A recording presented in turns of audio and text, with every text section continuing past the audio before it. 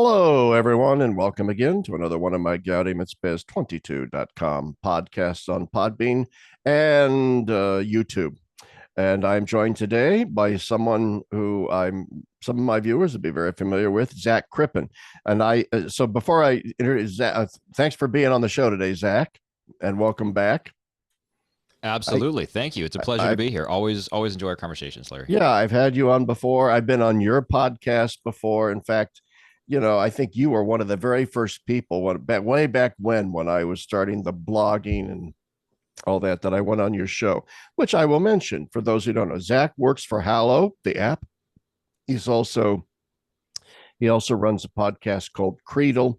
He's a young man of many, many, many talents. And I hope that my viewers and listeners get to know his Creedle podcast. Well, in fact, he's recording this on his end as well. So this will eventually be put forward as a co-published broadcast of Gaudium et Spes 22 and Creedle. So once again, welcome, Zac, and I'm glad you're here. I asked Zac to come on the show today. I mean, we always end up talking about 8 million different things once the ball starts rolling. I just love to pick Zac's brain about just about everything, and he's a great conversation partner.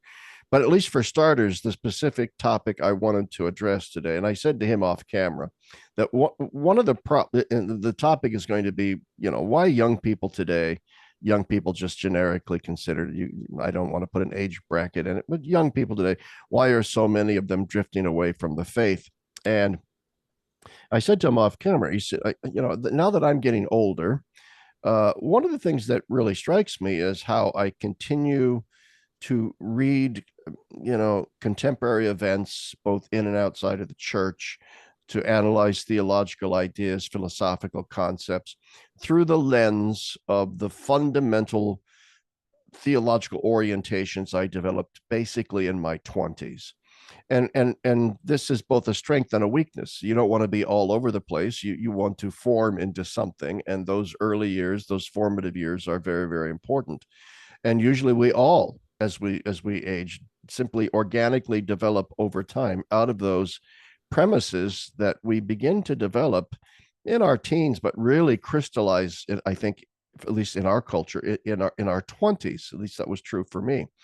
And it struck me, you know what? I read so many analyses about why it is there are so many so-called nuns, N-O-N-E-S, nuns among, young people today. And I read so many of these analyses, and they seem trite and superficial to me. They all seem to miss the point, in my view. But I wanted to talk to Zac. Zac's a relatively young guy. I don't mind, Zac, if you want to tell the viewers your age or Oh, that's not. fine. No, I'm 33. Yeah. So I Yeah, think, 33. relatively young. Young might be pushing it, but relatively young, I think, And also works. theologically informed and educated, and just an astute observer of culture and church and so on. So I wanted to pick your brain, Zac, and then maybe get input from my viewers and listeners. What do you think are the fundamental spiritual, intellectual, whatever, moral dispositions of people in your age bracket today, your age and maybe younger, into the 20s, into their 20s? What's going on? What's going on with the Utes of today? The Utes. Yeah, great question. And I'm not sure that I'm the best person to answer this question, but I can certainly take a stab at it. I say that I'm maybe not the best person because, like you, I have particular theological convictions that were also formed in my 20s. I became a member of the Catholic Church about 9 years ago, so at the age of 23 or 24. It was the single greatest decision of my life, and I regret none of that. At the same time, that entailed, quite a few interpersonal costs and professional costs, and I think it's taken some time to work through a lot of those, and then continue to invest in the intellectual and spiritual development that is entailed by a conversion to Catholicism to do that. So while I am relatively young, as we've established, I'm not in this sort of in this culture milieu that is detached from organized religion or any sort of systematic faith. But a lot of my peers in my age group and below are. And I think it really is mostly my age group and below. I don't think this is an affliction that is affecting people who are much older than me. It does seem to be sort of the younger millennials, of which I am a part, and certainly the Generation Z, the Zoomers, as we call them. I think it might be helpful, though, Larry, to sort of step back and look at what are many of the conventional explanations for why this Yeah, attachment good. is happening. Yeah. And I think some people, Bishop Barron, for example, has a big ministry. World on Fire is really designed to focus on the nuns and bring people back to faith. And I think he's actually very good at sort of dissecting and analyzing the reasons for people walking away from the church. But outside of pockets like Bishop Barron and World on Fire, the normal description that we hear is that basically church is no longer exciting to people. And this is exactly why we see people trying to inject church and liturgical worship and mass with more modern elements. Why we need guitars and drums in church and things like that. Why we need to have dedicated youth programming so that the youth will come to the youth groups at church. Why we need to be more edgy with our homilies, with our communications within the parish, all of those things. And I pretty much categorically reject that explanation. The reason why I reject that, can I interrupt? I just want to interject. When I was young, I hated youth groups and didn't want to know part of them. Anyway, go ahead. Yeah, and I think that's true. Largely true, at least. I categorically reject that explanation. The reason why I reject that explanation: when I was young, I actually liked youth groups. I was around high school. I liked church, which was I was raised in the Episcopal/Anglican tradition, so it was very liturgical, in many ways similar aesthetically to a very reverent Novus Ordo and a traditional Gothic church. So I liked that as a teenager, and I appreciated that, and I thought that it was very compelling and real. I also liked youth group. So the reason I reject that reason is not because I didn't like youth group like you, although I think there was a pretty big subset of people. Our youth group was certainly not the entire youth population of the church. So there's certainly a large subset of people who don't like youth group and don't like the guitars and the drums and all that. The reason why I categorically reject that explanation is because that is the same explanation that's been floated for decades now, and it has just absolutely failed. We've been trying to sort of inject our modern worship with these more modern liturgical innovations, and it just hasn't worked. Now, this is not me railing against, the sort of the boogeyman of modernism. There's too much of that in the sort of online trad Catholic circles already. So this is not me saying modernism is completely infecting every part of the Novus Ordo or anything. Far be it from that. However, I do think that explanation about like the youth need to be connected more digitally. We need to make apps that connect the youth to the church through their smartphones. We need to create musical experiences in the Mass that are more like what the youth hear on Spotify. That's not what we need to do at all. What we need to do is present to the youth something that is entirely different from the world in which they inhabit.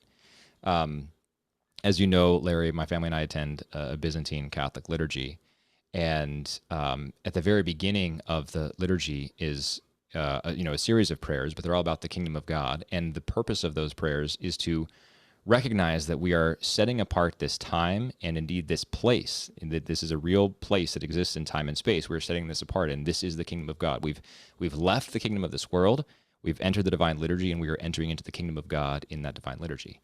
That's the gist of what's happening in a divine liturgy and then in Mass. So the same thing happens in Mass, even if the form is different, right? The same thing is happening there. That's the important thing. So we should not make our Masses or our divine liturgies look more like the outside world. We should actually, if anything, make them look more distinctive. This should be a wholly other experience that young people can enter into and realize, wow, there's something more here. There's something more here than what I'm used to. Because if there's no distinction between what happens at church and the platitudes that you hear your public school teachers say to you or your community leaders, whatever, then why would you go to church, right? Yeah. It's a lot of hassle. It's a lot of chore. It's a lot of obligation that you really don't need in your life if there's nothing distinctive. And I mean, interrupt, but as I often like to say, why go to church when all it does is tell me things I learned from my first grade teacher about lunch line etiquette, Exactly. Yeah, that's exactly right. So I think that's the first thing, right? That's why that thesis is misguided. So we can then move on from there to ask, well, what is actually going on here? And I have a couple of ideas. I'm no sociologist, but some sociologists, Bradford Wilcox at the University of Virginia, Mark Regnerus at the University of Texas at Austin, are really good at identifying some of the trends that are going on among people these days, and especially young people. I think the very first systemic factor we have to look at is the breakdown of the family. And when you look at how faith has been transmitted over the centuries, be that Hinduism or Judaism or Islam or Christianity, it is primarily through the family, and it is primarily matrilineal, right? You tend to adopt the faith of your mother, although there's a lot of emerging research that suggests how important it is that the father is also practicing Catholic in order for the kids to buy into that. And the research is really astounding on this. I'll have to look up the exact studies. I'll have to do, when you're providing a comment here later, I'll see if I can find it. But the idea here is that the religious practice of the parents and especially the father, plays an outsize has an outsize effect to a degree that I did not believe when I saw this research. Has an outsize effect on whether or not the child will be practicing the faith in adulthood. And if you think about it, it makes sense though, because as a child, your world is shaped by your parents' understanding of it, which is why it's so important that those of us who are parents really catechize our children. Not just catechize them in the faith, but catechize them in life. How do we have them think about money and what it means to have an allowance and be a good steward of the financial resources with which you are entrusted, and how to build a budget, how to solve math problems, how to learn history and apply the lessons of history to what you're doing today, how to treat other people and how to be kind to your neighbors. And, when you're playing kickball, how to not get into arguments with your neighbors or how to resolve those. All those things are things that parents teach their children, how much more so when we're talking about issues of the faith. So I think that's the biggest thing that we can talk about. It's the collapse of the family. Because if you don't have a family, if you are only at your dad's house on, every other Saturday and Sunday, and the rest of the time you're at your mom's house or vice versa, you will not have an integrated experience of the faith, because there will be, in almost every circumstance, there will be differences between the ways that your father and your mother practice the faith. There will not be a coherence there, at the very least. And in many cases, one or more of your parents will simply be not practicing. But in any case, you will not see a model of the church's teaching on marriage and sexuality, and you will think to yourself, well, I guess it can't matter all that much if the people who are closest to me and who are forming me and what matters in life have chosen to show that this does not matter all that much in life. Yeah. Boy, I think that's very true. I mean, as you were speaking, I was thinking to myself, well, I grew up in the 1960s, and both of my parents were, they were practicing Catholics, but it was pretty suburban, beige, lukewarm. I didn't go to Catholic school. I went to public school. Uh, no more CCD after confirmation, which in my case was the third grade for some reason. I can't remember. My father was a fireman and worked 24 hours on and off. And so many Sundays he wasn't home. And on those days we didn't go to church. So that's the kind of thing that I grew up in. Yet both parents were Catholic, and it mattered to me. But I also, in thinking about what you just said, realized, okay, and both of my parents were there. All right, the family was there, and they tended to be larger families. There were five kids in my family, and as I think back on my neighborhood, and so I mean, divorce was real and it was increasing, obviously, in the 60s, but still, most marriages in the 60s did not end in divorce. Most families were just the nuclear family, mom and dad at work, mom at home, four, five, six kids. That's the way it was. And so it once again, this is why I have you on the show. It never really stopped. I never stop and think enough about the importance of what it means that we now live in a culture where half of marriages fail. You know, so many kids born out of wedlock, so many kids being raised in single parent homes because of out of wedlock birth and or divorce later on, and so on. So yeah, I think this is a big thing.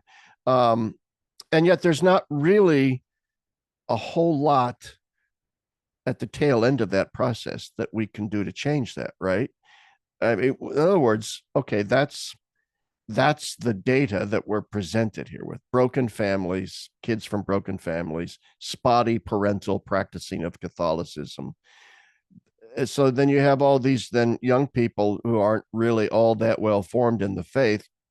What does the church, we're always saying the church needs to do this, the church needs to do that. Well, what does the church do with the flotsam and jetsam of this generation or two of young people who have gone through this crucible? And then one other thing I mentioned, you mentioned, and then we can comment on that, and then you can comment on I like what you said about, the church cannot mirror the world, because why bother going to church if all it is an emulation of the world.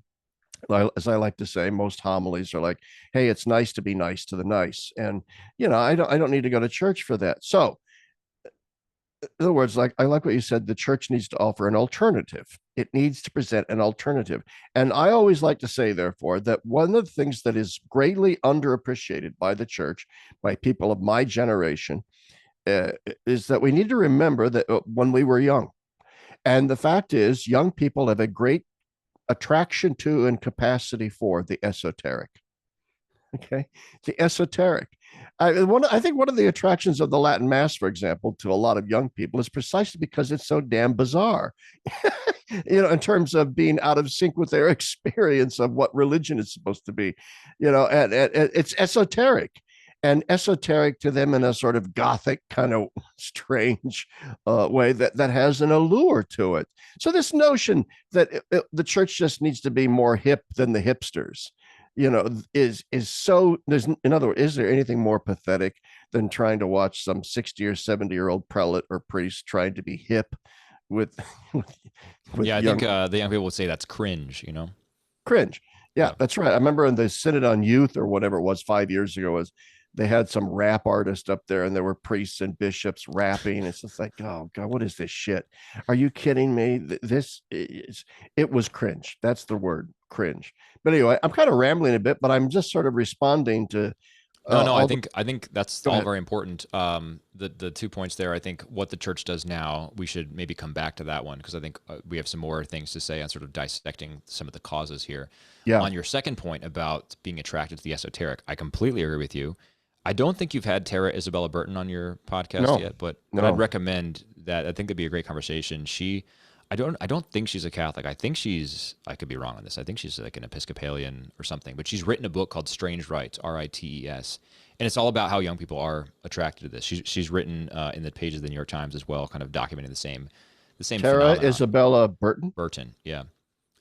So yeah, Okay. this is a well documented phenomenon. She'd be the one I think to talk to about that. But I completely agree with you. There is something attractive about the differentness, the bizarreness, the esoteric nature of the mass when it is properly celebrated and aesthetically Yeah, done. my friend Michael Hanby is quoting the Canadian George Parker Grant, who said that we live in a culture that has a monism of meaninglessness.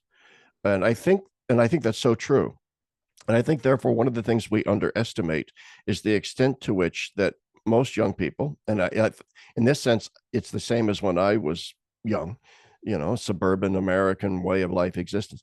Most young people are turned off by the culture that surrounds them. We talk about how formed they are by their culture. Yeah, but a lot of them are bored with it. Yep. They find it stagnating. I found my suburban world absolutely boring and stagnating. And one of the things that attracted me as I reverted back to the Catholic faith that I had walked away from in high school is precisely that the church was offering an alternative to that boring, stagnant culture that Yeah. that I was raised in. And I don't know why. This isn't rocket science. I mean, gosh, this is basic psychology 101, Yeah. that young people are constantly looking for alternatives to what they consider to be the bourgeois boredom of their lives. Yeah, that's right. And I want to come back to that idea about sort of young people looking for alternatives because I think that's the second part of what's going on here.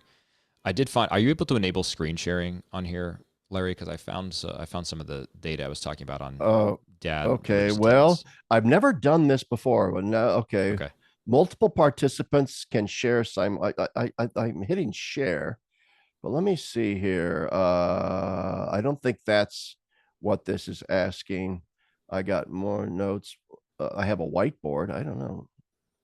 New whiteboard. Share whiteboards. I don't know how to do this. Okay. All right. Maybe we can't get it to work. I'd That's be fine. afraid of screwing this up. But That's fine. anyway, that's I part of I my will read some of these education. things then. So I'm looking at an article on GC discipleship that is quoting a set of data from Touchstone, and they say that 33 in homes where both parents attended church regularly, 33% of their children ended up as regular churchgoers, and an additional 41% ended up attending irregularly. This means when both parents attend church regularly, nearly 3/4 of their children will continue on with some level of church attendance. That's pretty good, right? 3/4 of your kids are still going to church Yeah. at some level. Yeah. This article continues. Perhaps unsurprisingly, there was a cataclysmic shift when the father doesn't go to church while the mother attends regularly. In this situation, only 2% of their children will attend regularly, with 37% attending irregularly. So we've gone from 3/4 of your kids with some level of attendance, and a third of your children as regular churchgoers, to now 2% of your children with as regular churchgoers, and an additional 37% attending irregularly. That's crazy. And then in the Yeah. situation where fathers attend regularly and the mother doesn't, 44% of the children will still be regular church attenders, which is crazy Wow. because if this data is to be believed, that's even higher than the percentage of children who go when both parents attend. So it's even actually a more powerful statement if the father is still saying, even though my wife's not going, this is important enough to me that I will go, and more of the children will go, which is crazy. And that's quite a startling thing to realize how important it is for parents to attend church, and especially for fathers to attend Okay, stop church. there a second. Okay, because this is an interesting point too. And by the way, I also would like to give a shout out to my friend Stephen Bullivant, who wrote a Yeah, book called Nuns, Nones. I had him on the show talking about that. But anyway, the thing about fathers is interesting to me because my thought is, okay, so why is it so important for the father uh, to be? I think it's got something to do with the sort of masculine principle absolutely.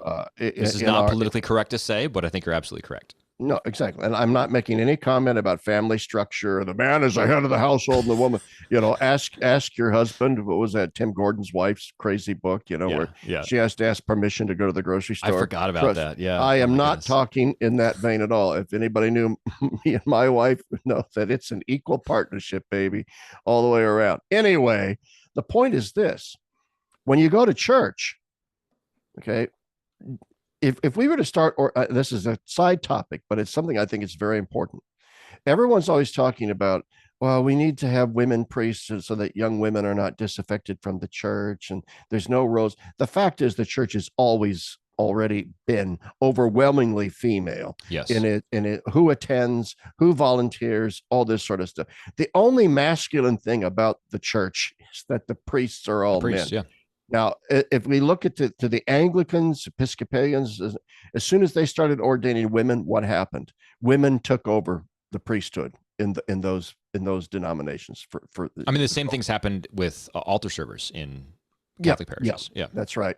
That's right. It's all altar girls, and then you start ordaining women, and all the deacons will be women, and all the priests will be women, and all of a sudden, young boys will start losing their desire to pursue the priesthood because it will be viewed as a feminine, female career to pursue. My point, though, that's a side top. The point, though, is that if we're going to attract young people who have essentially had a fatherless upbringing in terms of religious example, where their dads did not practice or whatever. Uh, Perhaps if they then start thinking about going back to church and they encounter an utterly feminized church without any strong masculine presence at all, maybe that's a turnoff. Maybe that's not something that's going to attract them. Maybe they precisely need that masculine element in the church. I know none of this is politically correct, but I just throw that out there. Yeah, I mean, my ideas on this are also half baked, and so these are convictions that are loosely held on this point, and Yeah. I'd Yeah. welcome any thoughts from your viewers on where I'm wrong on this, and I very well could be wrong. But it also occurs to me that it's not just about the people who are in the church or sort of leading worship per se. I think it's also the fact that there's a sort of inherently feminine dynamic to being human in relation to God, right? God is the one who initiates the Yes. act of grace in the human soul, and I think that is why churches are often peopled by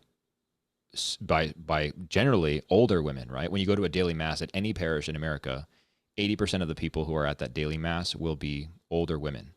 It's because I think there's something. This is why I think this is one of the sort of aspects of the feminine genius that I think is absolutely beautiful. Right? There's sort of an inherently contemplative, receptive part of being a woman, and I think that's why you see so many older women just embracing church and going to mass and receiving the graces.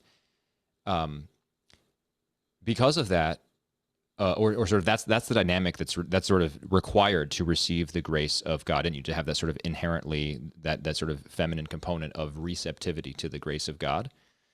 That is maybe not an attitude that is quite as instinctive for men, and so it Right. requires a very conscious choice on the part of a man to say, I know this is actually a priority for me to adopt this posture of humility and receptivity to the work of grace and the work of the Holy Spirit in my heart, but this is important enough for me to go to Mass.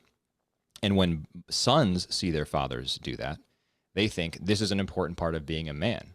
Being a man, authentic, true masculinity does not just mean asserting my will and my ego and dominance wherever I can, but actually having that rightly ordered. So I can assert my authority where it is necessary, but that authority is always subject to the greater authority of the triune God, and we rightly order that authority in relation to the church and in relation to God, mediated by the sacraments of the church. So that's the message that I think young boys get from a father who's Yeah. making a Yeah. priority to go to Mass. Young girls, if they're in a situation where, say, their mother is going to Mass but their father isn't, I think they see there's probably a couple things going on there, but in most of those cases, the father is probably absent to some level in the home as well. And so the girls then grow up with a role model, with a model of life primarily modeled by their mother, and then end up having to sort of absorb or take on some of those otherwise masculine traits because their father is no longer absent. And so they end up thinking, I have to sort of solve this for myself or do this for myself, be my own man, so to speak, because my father isn't around to do that for me. And if that's the case, then I think they'll probably be less likely to go to church and adopt that sort of feminine posture of receptivity and humility in front of the sacraments. But again, those are loosely held thoughts that I'm just sort of thinking off the top of my head as we go through No, this I think a little that's all bit. true. Obviously, my theologian, my guy, Hans Urs von Balthasar, said that the contemplative part of the church is the most important part of the church. He dissected the church into the Petrine and the Marian. Yeah. Petrine is the masculine priesthood, all that, and the Marian dimension is that contemplative and grace dimension, which of course is superior to the Petrine dimension. Yeah, all true, and I Well, this agree is with that. also why this is definitely a theologian. This is me as a private. I mean, I'm not even a theologian, but sort of in the language of the language of authority. This is sort of private theologian speculation. This is a conviction I hold very loosely. But you and I have talked before. I floated this to you before, Larry, about is there an inherent ontological superiority about being a woman versus being a man? And I kind of think there might be. So, but we can save that for another Well, day. yeah, I mean, I think Balthasar flirted with the idea Yeah. that women maybe have an ontic superiority, but then he's accused of essentializing things, and it's just anyway. Sure. Yeah. Uh, I want to say though, this sort of, and this isn't kickback or pushback against what you just said, but it does pertain to our overarching conversation here with regard to why young people leave, and sort of right now, I'm kind of focusing on why so many young men in particular leave. Uh, is that so many of the, yes, contemplative, receptive, yes, but I think there are also distinctively male and female ways of being contemplative and reflective.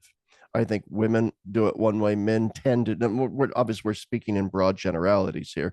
There are notable exceptions amongst both, but the fact is, when a young man goes to church, and even in our day in secular culture too, what he's presented with is the glorification of virtues that are inherently, sort of traditionally anyway, feminine. We are to be nurturing, we are to be warm, embracing, inclusive, loving, and tender and kind and all these sorts of things, whereas the more traditionally masculine virtues of courage and those kinds of things, even a certain aggressiveness, a certain boldness, that's the word, a certain public boldness, a certain self-confidence in public. These are virtues which are turned into vices, and that these are toxic masculinity. Now, there is such a thing as toxic masculinity, but I would submit to you the reason why so many young men have toxic masculinity today, and even older men, is precisely because the good aspects of their masculinity have been so repressed that it erupts in these dysfunctional ways. So here's my point. There's a way of being contemplative that appeals to young men in the sense that what it appeals to is the inherent desire of young men to be heroic, to be courageous. This, I mean, it's evolutionary too. It's genetic. Men have an inbuilt genetic impulse to be courageous, to be heroic, to be the protector, if you want to put it that way. And the church, in other words, needs, I think, to present its message and its internal life sacramentally in other ways in a way that appeals to the desire of young men to have an ideal, to have a sort of windmill to tilt at, a courageous, heroic goal of some kind. Does the church present them with that? And my answer is, I don't think that it generally does. Yes, I completely agree with that. I mean, there's a reason I joined the military at a very young age. I was 17. My parents had to sign for me, right? Because I was under the age of 18. So when I went to the Air Force Academy, my parents had to sign off on that decision. And I wanted to be, maybe not to be a hero. I mean, I guess everyone wants to be a hero. So sure, I wanted to be a hero, but I at least wanted to do heroic things. And I get into the Air Force, and it's, there's a few cool things that I get to do, but by and large, it's just a bureaucratic institution. We're fighting these forever wars, and we're barely fighting the wars. It's mostly just wars of attrition. It's sort of, delivering drone strikes from 30,000 feet up, and there's nothing in that pattern of combat operations that at all mirrors the real martial virtues that we talk about. So this is not me pining for another war. Let me be clear on that. But I am saying, I'm agreeing with you that even in the disciplines, Larry, where we have previously seen, like, oh, of course we can count on the cultivation of the martial virtues and heroism and valor, even in those careers, it's few and far between now. We can't find it. So to the young man who is looking for that type of work, I think it is very, very difficult to find that. Even less so, even harder in just the patterns of everyday life. I think this is related to the second thing. So you were asking in one of your earlier comments, sort of what do young people replace this with? Yeah. And I think you talked about sort of the difficulty of being a man and sort of pursuing the contemplative life. You know what else is a massive obstacle to the contemplative life? Oh, yeah. A cell phone. This thing right here. Yeah, exactly. Oh, that's a picture of my wife. There you go. Yeah. I've got my sons on mine, my youngest. Yeah, this is a massive obstacle. There's a new book by the sociologist Jonathan Haidt, who is a progressive liberal. Like, he's certainly not a traditional Catholic. I don't think he's a Catholic. I don't think he's religious at all. But the premise is that basically we are ruining a generation of our youth with technology. Oh, by the way, I don't mean to interrupt you. Yeah. For those who are listening via podcast rather than viewing via YouTube, we were just both holding up our smartphones. That's right. We're talking about our smartphones. So go ahead, Zach. Yes. Massive obstacles to the contemplative life. So anyway, his book, it's behind me on the bookshelf here. Hold on one second.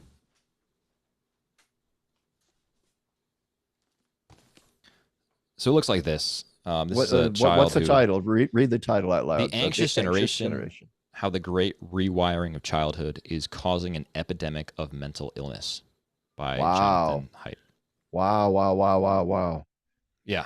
So this is, I've read about a third of this book. It's on my list to finish it, but I agree with everything he said so far. The premise is exactly what it sounds like, that we have created an anxious generation by handing all of them a smartphone, which is, like the smartphone, everyone's smartphone is a portal to not unlimited knowledge, but by comparison to what we could possibly read in the course of a lifetime, it's unlimited knowledge, right?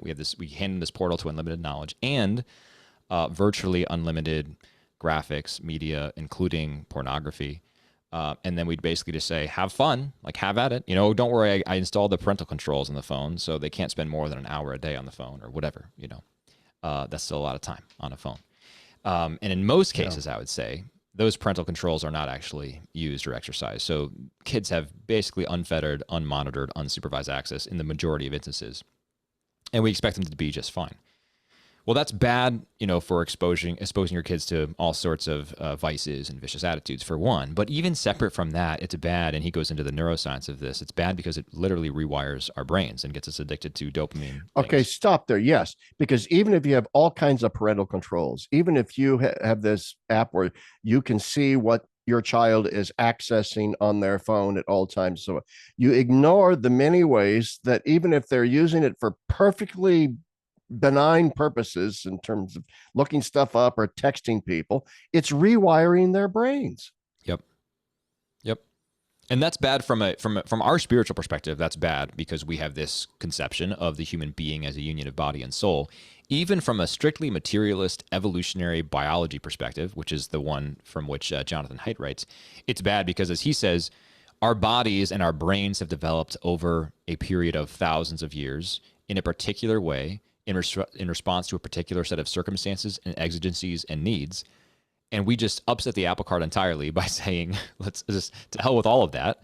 Let's just put these little portals to unlimited knowledge and these little factories for dopamine right in everybody's hands, and they can be on them for hours and hours a day. And the stats are stunning on this. I forget exactly what the numbers are, but he lists, what's the average amount of time that a, fourth grader spends on a smartphone. It is stunning, and it is far more than you would think. You would think maybe like worst case scenario, an hour. Okay. No, it's 8 hours or something like that. So how does this then pertain to the question at hand, which is, young people falling away spiritually? Are you saying, like, if you are, I think I would agree with you, that there's a negative downstream spiritual effect to the souls of young people who have sort of endless access to the internet? I'm absolutely suggesting a negative downstream effect. Yeah, and I think it's there are several mechanisms of action here. I mean, I think the sort of evolutionary biology thing is onto something. I think the more powerful effect is on our souls because we are unions of body and soul. Yeah. But I think it's two things. One, the constant immersion in a digital world. Maybe it's three things. The constant immersion in a digital world rather than the real world is a danger to our souls because we forget to be human beings who are embodied in a specific time and a place. We forget to love our neighbor because we're not actually around our neighbor. We don't want to look at our neighbor. We want to look at our phones. And anyone who's traveled on an airplane or other sort of public transit has seen this, right? Or it's even sitting in the doctor's waiting room. People no longer pick up a magazine and flip through it or talk to the person next to them. They're all just immersed in their phones, have no idea what's going on. They're just scrolling Instagram or, maybe reading a news article or something. But that's it. The second thing is the fact that we are consuming content that shapes our souls in bad ways because the very nature of the information ecosystem is such that we incentivize clickbait, right? And things that are designed to generate reactions and normally unhealthy reactions of anger and frustration. And so we immerse our souls in this sea of toxicity where we're not actually contemplating the good. We're always just reacting to the bad. And those are fundamentally different orientations of the mind that certainly affect the soul. So yes, I think this is absolutely a problem. Yeah, and I think that to get a little theological, there's a disincarnate, almost quasi-gnostic element, I think, to the internet. It's disembodied. And I just have to think, and I have, like I said, this is another half-baked idea that it's not completely baked, right? But you just have to believe that in a universe that's in a culture that's utterly dominated by virtual reality and utterly dominated by this mediating machine between me and the world, and everything gets filtered through this machine, that there has to be an almost inbuilt alienation from any religion such as Catholicism that's going to emphasize locale, place, sacred space, sacred liturgy, sacraments, that you can encounter Christ in this special way only here. Only in the, one of the primary objections you have to the church, right? You think everybody else is going to hell. No, we don't think that, but we do believe absolutely that there are things that you can get via the sacraments that you can't get anyplace else. And, and in a world that has been trained in this disincarnate, disembodied, quasi-Gnostic way, this seems to them grossly unfair. I mean, there isn't instant universal access to the Christological graces, that flow from the Father through the Son in the Spirit, that you have to go to the Eucharist to achieve some of them. And so, yeah. And so that in some ways, I think we're putting them on my analysis of things is that I think one of the things that young people object to about the church, and if not consciously, subconsciously, or emotionally, is precisely this particularism. In other words, I think there is an intellectual component to the rejection of religion in general and Catholicism in particular amongst young Catholics that the church simply ignores. We're always looking for all of these ancillary reasons that are psychological, cultural, whatever. And it oftentimes it boils down to actually young people simply rejecting on an intellectual level the church's fundamental message. And of course there are cultural conditionings that lead them to that intellectual, and the smartphone is one of those conditionings. But the fact remains, one of the things they object to is precisely that kind of sacramental and salvific particularism, because they view it as unfair. You hear it all the time. I'm a morally good person. I believe in God. Why do I need to go to church? You can be really good outside of church. And a lot of people in the church are horrible, terrible people. I see no difference between the way Catholics act and non-Catholics act. In fact, non-Catholics act better than Catholics. At least this is, this is the Yeah. narrative that's in their brain. So Right. what is the specific weight? What's the gravitas? What's the specific difference that would cause me to embrace this particularism as somehow special, as somehow needed and necessary in a way that nothing else is? Anyway, I'm kind of No, no, no. ranting. This is super helpful. So two things. One, for those of your listeners who are listening on the Gaudium et Spes feed or on YouTube, I'd recommend you go back and listen to the most recent episode on my podcast I did with my friend named Alex Fogasy. Alex is a major in the Air Force. That's how I met him. We went to the Air Force Academy together. He is now a PhD student, just finishing his course of study at University of Oxford, focusing on philosophy and AI. And his thesis, which he explains in detail on our podcast, is about the intellectual virtue of understanding and how AI can never do that. And so he goes into the reasons for this, and we talk more about sort of the AI revolution and contextualize the AI revolution against Alex's thesis about cultivating understanding. But he says in particular that in the historic conception, the sort of historic epistemic scheme of Christianity, the way that you gain true understanding is by partaking in the sacraments, because it grounds you in a particular time and place. It is a bridge between heaven and earth. It is the way that you experience the truly real when all of your senses can lie to you or otherwise deceive you, or you can be led astray by your own vices. So I do think you're very onto something there, Larry, that, and AI is a great example of this, that we have this sort of digital Gnosticism, this sort of alternate conception of reality that's built all around us and is often indistinguishable from reality, which is why, for example, young girls see all the fitness influencers and then, develop eating disorders or body image disorders because they think that's real. We have this alternate conception of reality that is portrayed as reality, but in actuality, it is far from that, right? It's a perversion of reality. The real reality, the actual reality, is found in the here and now, in our embodiment in time and place, and our understanding of such is obtained through and by God, particularly through the sacraments, in that mode of particularity. So I completely agree with you on that point. The second part of your comment about sort of young people rejecting that and embracing this moral therapeutic deism, this goes to the third factor that I wanted to talk about. So we talked about the breakdown of the family. We talked about the digital revolution and how every kid has a smartphone in their pocket. Every young person. I mean, it's not like, me as a 33-year-old. It's not like I'm immune from this as well, right? My generation also. We're really the first generation to grow up with smartphones that came online. I mean, I guess we had the Blackberries and stuff when I was in like middle school, high school, but the first iPhone came out, I think my freshman year of college. So my formative years were spent with iPhones in my pocket, right? And that's true of everyone in my generation, more or less. Zoomers have had it for way longer. There are kids now who get their first iPhone at age 9. It's insanity. So that's the second factor. The third factor, what you just talked about, or sort of how I would characterize the third factor that you talked about, is that the church asks us to do hard things. And the way that we live our lives, the way that every aspect of our lives is designed to help us be more comfortable and lead more comfortable existences, does not set us up for doing hard things. So when we are asked to do hard things, we initially, and often in an enduring sense, just reject that and say, no, I'm not going to do that. That's too hard. We've lost any understanding of the value of redemptive work and redemptive suffering. And so when we're asked to do something, for example, sacrifice your sexuality for a higher good, we think, what? Why would I do that? That would make me feel bad. I don't want to do Yeah, that. That would make me that's right. suffer. And so I think that's the last part of this. Um, and I don't know how that gets better because but I think there's actually reason to hope that it might. But I think things will get a lot worse before it does. And this is why I say this again. This is a sort of conviction loosely held. I'd welcome any thoughts from your listeners or my listeners. But we've arrived at this point in the developed world where so much of our hard work is done by machinery and is outsourced, or is outsourced, or both.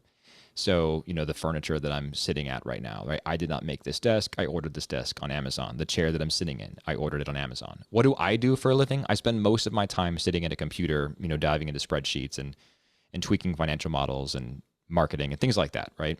This is true of many, many people in the United States. We live these sort of digital existences to our dismay, I think in many cases, to our diminution in many cases, and that shapes us in particular ways.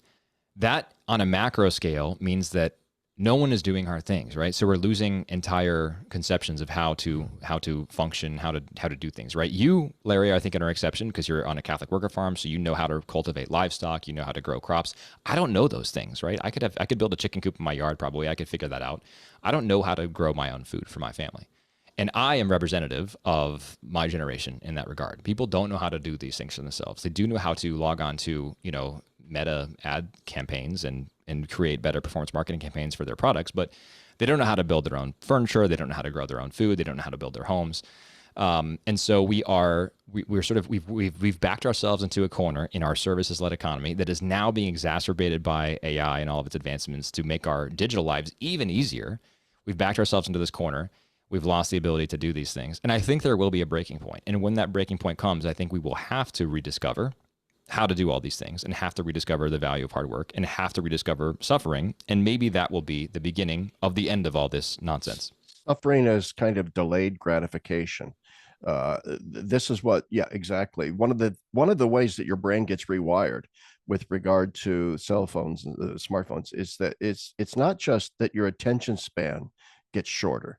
It's also your sense of, you mentioned dopamine rush earlier, your sense of instant gratification is reinforced over and over and over and over again. I mean, when I was a young man, if I wanted to learn about a particular subject, I had to get on a city bus, go to downtown Lincoln, go to the Bennett Martin Public Library in downtown Lincoln, Nebraska, and peruse the shelves for books. In other words, there was some work that was involved on Yes. my part. And then you'd have to get a library card, check the book out, right? Take it, and then make sure you got it back within 3 weeks or whatever it was. And the book was in good. So in other words, all of that involved a certain amount of work, a certain amount of suffering in the sense of deprivation of time and effort put forward. Whereas now I can learn all of that same information, boom, in an instant, in a heartbeat. I Yep. just go Google blah blah blah, and there it is. Like just the other day, I'm a fisherman, but I wanted to learn how to fly fish. So instead of going someplace and learning how to fly, I Googled it and got a YouTube video. Here's how you fly, and it Yep. struck me, wow, how different a world we live in right now. And that undermines a critical thing that I want to mention here: asceticism. It undermines there's no doubt that Catholicism and Christianity in general, but Catholicism in particular, requires a certain ascetical, I mean, repentance from sin requires self-denial, which requires a certain ascetical discipline, which we now lack. So, like you said, why should I do any of this if it's going to cause me any kind of suffering? And yet we now live in a church that has backtracked on all of those things. Yeah, I mean, geez, compare Lenten sacrifices and so on 100 years ago from what they are now. Nobody pays any attention to them or so on. So yeah, I think we're up at it. So I want to shift gears a little bit too along those same lines. We mentioned earlier, that young people are attracted to the esoteric, and I'm interested in this book called Strange Rites by Tara Isabella Burton. It sounds like a really fascinating book. Uh, but I think the esoteric element has to go beyond the rituals involved, the liturgy. The esoterica has to involve as well a community that has been transformed by that esoteric literature. The community itself as a whole needs to be a bit odd. I like to say, let's make Christianity weird again. What's that guy Klinghoffer talks about rewilding Christianity? There's got to be a new form of communal living and discourse in our parishes that flows out of a more profoundly supernatural and esoteric experience of liturgy that is going to attract people, therefore, to the heroic, to the ideal that this parish represents. If you build it, they will come. Parishes that actually ask sacrifice, ask for suffering, ask for ascetical discipline in order to achieve certain high-end goals in a deeply committed parish of intentional living Christians, it does attract young people. You see this over and over again. I absolutely agree. I think that's spot on. Very quick story, going back to your point about sort of having to exercise some work if you wanted to find out something when you were a young man. I was trying to teach my girls this very principle, ages 9 and 7. And so I asked them a question and I said, girls, I heard that peppers, yellow peppers, green peppers, red peppers are all the same pepper. The color is strictly determined by what time of year or what time of maturation they're picked, right? I said, I've heard this. I want you guys to find out, through non-online means, because they're not on the computer, they're not on the internet, or no phones and nothing. So I said, I want you guys to find out somehow for me and let me know. And when you find out the answer for me, I'll give you $1. And I'll take you to the library. You can find out there. So I take them to the library and I tell them, go, if you can go try to find books on peppers or books on agriculture, raising plants, whatever. And you can go talk to the librarian and see if she can help you find those books. So they go talk to the librarian and the librarian says, oh yeah, I don't know if we have any books on that. You want me to just Google it for you? And I was like, are you kidding me? You're undermining everything I'm trying to do here. Oh, this is the librarian. I know a Catholic school, Catholic high school. I don't want to mention which one it is because a lot of my viewers went there. That got rid of its library entirely in terms of books. So bad, and replaced it with just it's now a computer, tablets, computers, and with a little coffee shop and so on. So yeah, because the deal is, the teachers were not assigning library work in terms of books, and students didn't give a damn about going to them. Nobody was checking books out. So in one sense, it was in a sense a wise financial investment in one sense that, hey, we've got this massive room that nobody uses for what its purpose is. So maybe we just, instead of doubling down on the room and re-educating the youths and taking their stupid phones and tablets away from them and saying, here's what a library is, these are what books are. No, it's like, well, we're going to get rid of all the books and just replace it with computers. Yeah, I mean, it's a wise financial investment in the sense that, ice cream is a pretty caloric efficient food. Right? Yeah. A lot of bang for your buck. So just convert your entire food budget to buying ice cream for your diet, and you'll get more calories for your dollar. That's the kind of wisdom we're talking about here in getting rid of your library. Yeah, or Catholic schools, the Catholic schools that now advertise, you send your kid here, and every single kid in our school, due to a generous donation from philanthropist XYZ, every kid's going to get a free tablet. That is probably the surest way to get me to not send my kids here to school. Oh, absolutely. And they advertise right on their web pages. All of our classes are now virtual in some fashion or another, and classes are hybrid, and all students have tablets, and we're connected. And so, dear God in heaven, the worst thing that could have possibly happened in the history of education is the loss of snow days. And I know those people who live in cultures that don't have snow don't understand. You lived as a kid. It was the best. Growing up in Nebraska, you would watch that morning weather forecast to see how many inches, and you'd wait for the TV to scroll with school closings, and you'd, yes, day off. Oh yes, but now, no. Hop on Zoom now, children. We're doing Zoom education today. Oh my God, that's the most. I think that could act as a sort of epitaph for our culture. The death of the snow day for young people today, because now you are to be constantly tuned in to your school electronically. I know that's kind of off topic to what we're. No, but I mean, it's true though. I think this goes to this. It could be a fourth component, the collapse of the education system. And I think that certainly would be part of, because if you don't, how can we expect people to see the reasonableness of the faith if they don't know how to reason? Right. That's how we can and go back to your point from your Air Force friend about understanding. Joseph Pieper wrote that very famous book, Leisure, the Basis of Culture. Mm-hmm. One of the things, and this is why my lament about the snow day is important, and why summers have gotten shorter and shorter in terms of the school year. The school goes to mid-June, and then you go back at the end of August. And say, no, it used to be, Memorial Day to Labor Day, which is as it should be, because children and then young adults, teenagers, and then young adults need leisure.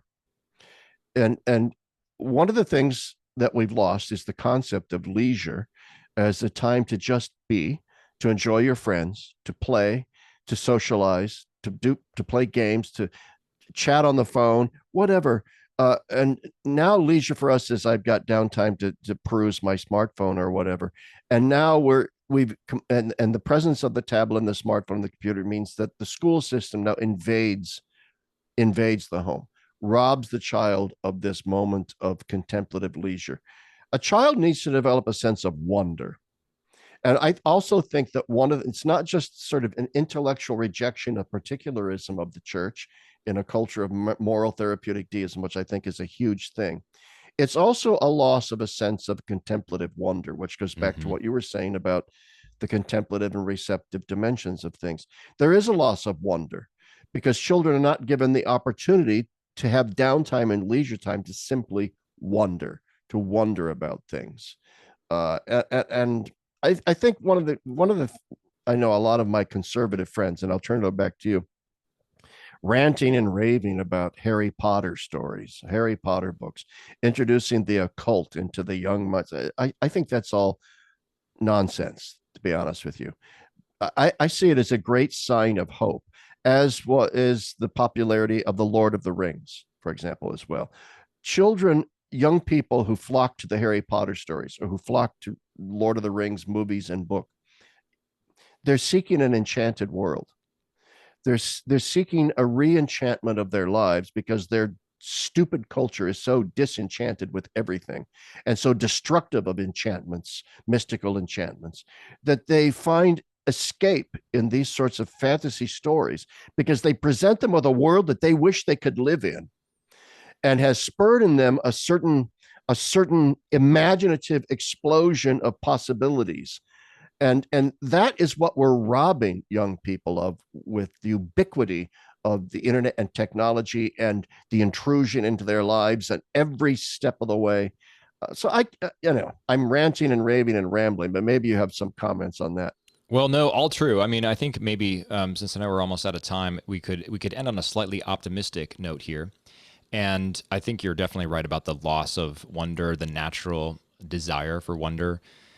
I do think that, yeah, I share your opinion. I haven't actually read the Harry Potter books, but my wife has. I mean, my understanding is that, yeah, these are not introducing the occult. These are just, pretty well written boilerplate fantasy fare that can be good for expanding children's imaginations. To the extent that we expand children's imaginations beyond the materialist conception of the world, that's a good thing because guess what? We don't adhere to a materialist conception of the world. And we don't want our children to adhere to that as well, because that's a pretty morally bankrupt and ultimately fruitless conception of the world to adhere to. So I totally agree with that. To your point about asceticism, which I didn't respond to yet, I also agree. I think, Exodus 90 is a good example of this, right? This is a very popular program among Catholic people, especially and primarily Catholic men, that calls you to do hard things. This is one thing that I appreciate about the Byzantine rite of the various Byzantine churches in the United States. Their Lent and their Advent fasting seasons and their Apostles' fast in the period in the summer period after Easter. You do harder things in those, right? And so you're asked to sacrifice significant things. If you do the full monk's fast, which I have not, you're full vegan all the way through all the way through Lent. And that's much harder than the sort of boilerplate USCCB don't eat meat on Good Friday and Ash Wednesday kind of thing, So it's good to be asked to do hard things. And if St. Patrick's Day falls on a Friday during Lent, we're exempt from that. Or if it's a major solemnity, you're exempt. You're exempt. All right. So it boils down to about 4 days in Lent where I just can't have a steak or a cheeseburger. Yeah. Oh, wow. Big ascetical season that is. Yeah.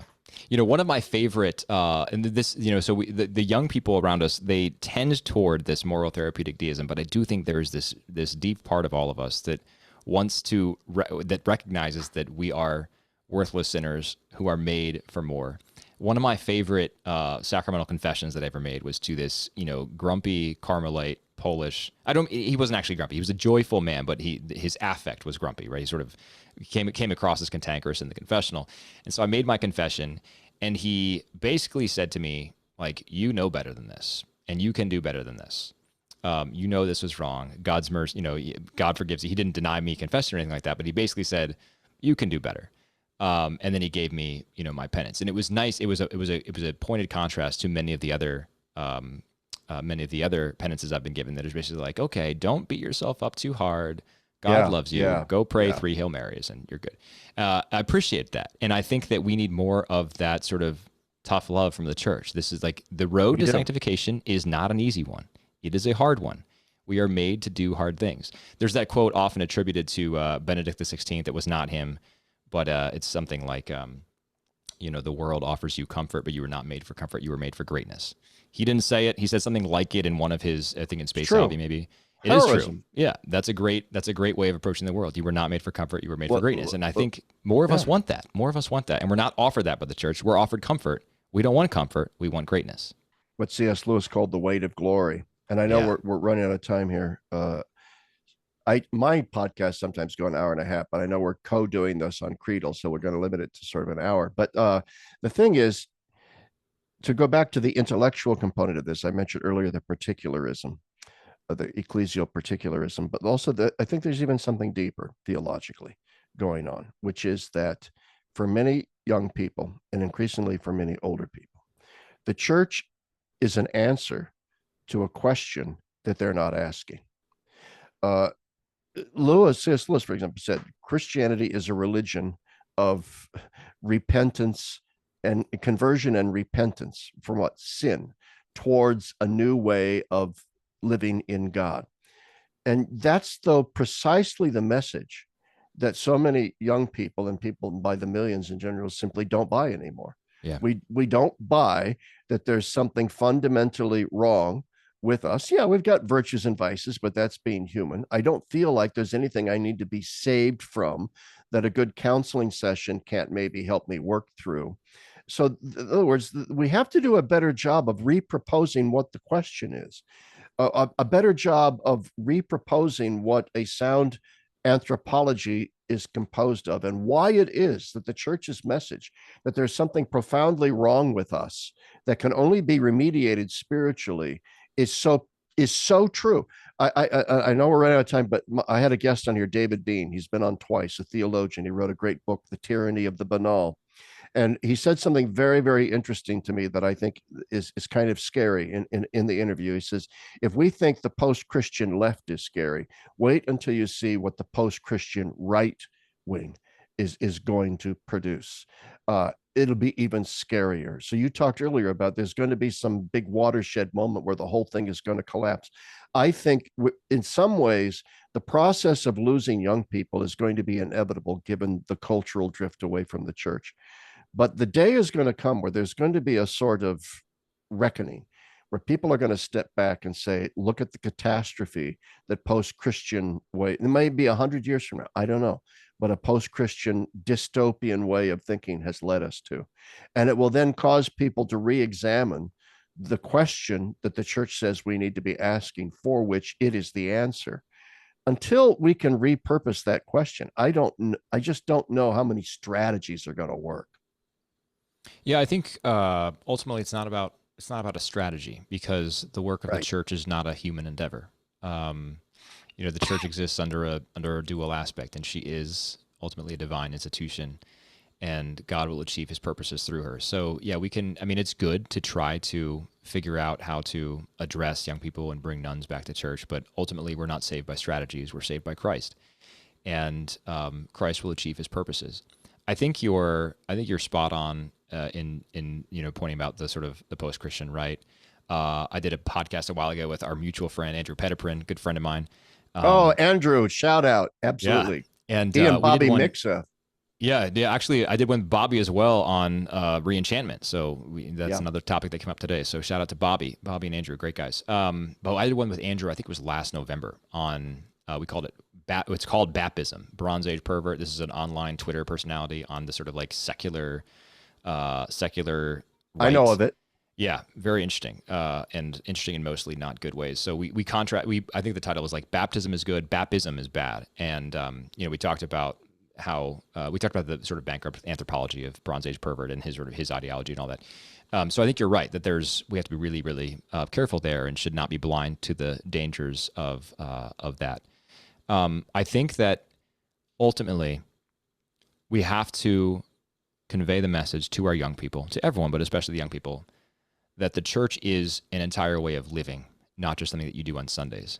Because I think that's another misconception that has been, popularized by the way that we have not asked much of people. That's right. So I meant before about building esoteric communities out of esoteric liturgy. Precisely. I mean, the liturgical calendar is a great way to do exactly that. We used to celebrate and observe Rogation and Ember Days because they were part of the sort of natural harvest cycle. Yeah. And we got away from all of those. So the church used to ask us to do hard things. The church used to ask us to live in community, to get together in community beyond Sundays. Now the church doesn't even ask us to get together on Sundays. There's technically the obligation, but if you can't make Sundays, there's always the Saturday night vigil mass. And you will have as many services as possible just to make it as convenient as possible for your schedule. So don't feel like you really have to adjust anything in your social calendar or in your social life. You can sleep in on Saturday or on Sunday if you sleep in. We have a 5 p.m. Sunday mass. Like we've just gone out of our way trying to accommodate people. And while that is well intended, and I'm not trying to criticize people who have done that, it's well intended. The ultimate message is the church exists to serve you, rather than you exist to serve the church. And ultimately Christ. And so we need to get back to that Christocentric understanding. So we'll tie it back to Gaudium et Spes 22. We need to get back to that understanding of Christ at the center of everything. We are saved by Christ. We are the bride of Christ as the church. We structure our lives around him. He calls us to be cruciform, to be united to him through the cross. And that is where I would end my comments here, Larry. And I think that's a great way to end the comments in general. I think that's absolutely spot on. The cruciform nature of our existence. We have to present Christ. There's no other strategy. That's all we have is Christ. That's right. The church exists for one reason and one reason only: to bring Christ to the world, to make the historic resurrection and the paschal mystery of the death and resurrection of Christ contemporaneous to us now. If it doesn't do that, then it doesn't deserve to exist. Amen. At any rate, amen, amen. Thank you, Zac, for coming on the show. Great time, Larry. Always great fun. And gosh, there's so many more things I wanted to say. It's an election year. We wanted to talk about that a little bit, but probably best that we didn't get into that. Probably. We could maybe do it. I still have some more sort of prayer and discernment on my own to do around our election decision. So maybe we can do a later one this year. Yeah, because the talking about the scariness of the post-Christian right is something that is not talked about enough, I think, amongst many Catholic voters. But okay, anyway, let's not go down that rabbit hole just yet. Sounds good. All right. Okay. Well, thanks for everyone for listening, and thank you, Zac, for being on the show today. Thank you. Thanks so much, Larry. Thank you.